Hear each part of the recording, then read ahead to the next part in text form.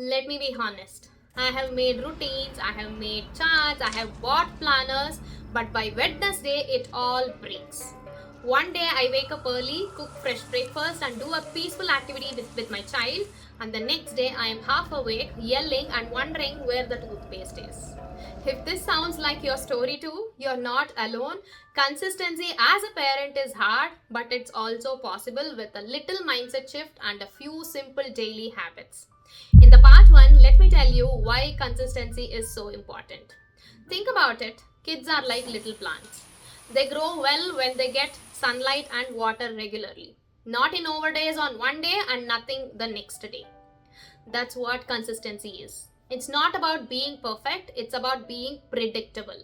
When children know what they do expect, their brain feels safe. Their body feels secure. Their emotions also feel held. When you say brush your teeth after dinner and it actually happens daily, it becomes a rhythm. And that rhythm builds habits, and that habits builds peace for them and for you. So in the part 2, let me tell you why it is so hard. We don't lack love, we don't lack intention. What we lack is energy, time, and patience. Some days you are drained, some days your toddler throws a 1 hour meltdown, some days there is unexpected work. So we give up on routines because we think, if I can't do it every day, what's the point? But here's the truth. Consistency doesn't mean you're doing it imperfectly, it means doing it regularly with love.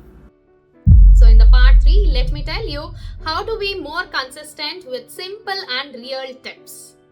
Let me share a few things that help me and many parents I work with. First one, start tiny, stay steady. Don't start with a 20-step routine. Start with just 1 or 2 non-negotiables. For example, brush, bath, and bedtime song. Once that feels easy, add more. Second, use anchors, not timers. Instead of saying 8 p.m. bedtime, say after dinner we brush, then story, and then sleep. Connect routines to activities, not the clock. It feels more natural. Third, prepare the night before.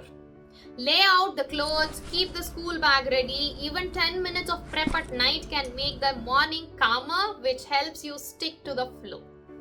Fourth, use visual cues for kids. For toddlers, routines can be made fun with pictures. A little chart with toothbrush, breakfast, playtime, nap. They feel in control, and that helps you stay on track too.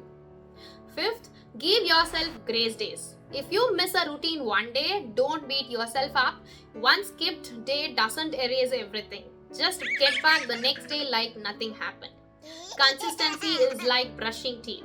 We do it even when we are tired, even when it's boring, because we know it helps in the long run. Sixth one, track with love, not pressure. Use a small chart, sticker, or a tick mark for yourself, not to punish but to motivate. Celebrate when you stick to it 5 days a week instead of feeling bad for 2 days missed. One powerful reminder to everyone is your child is not looking for a perfect parent, they're looking for someone who shows up again and again. Even when you are tired, even when you lose patience. But you still come back, but still tuck them in, and you will still say, I love you. That is the real consistency. So even if your routine is just 3 things, if it's done with love, with calm, energy, and without guilt, that's more powerful than perfect planner. If this message has helped you breathe a little easier today, please give it a like, subscribe, and share it with one more parent who is been feeling burnt out. Tell me in the comments which one routine you want to bring back starting tomorrow. Let's support each other. And remember, it's not about being super mom or super dad. It's about being a steady, safe space over and over again. That's what your child remembers. Happy parenting.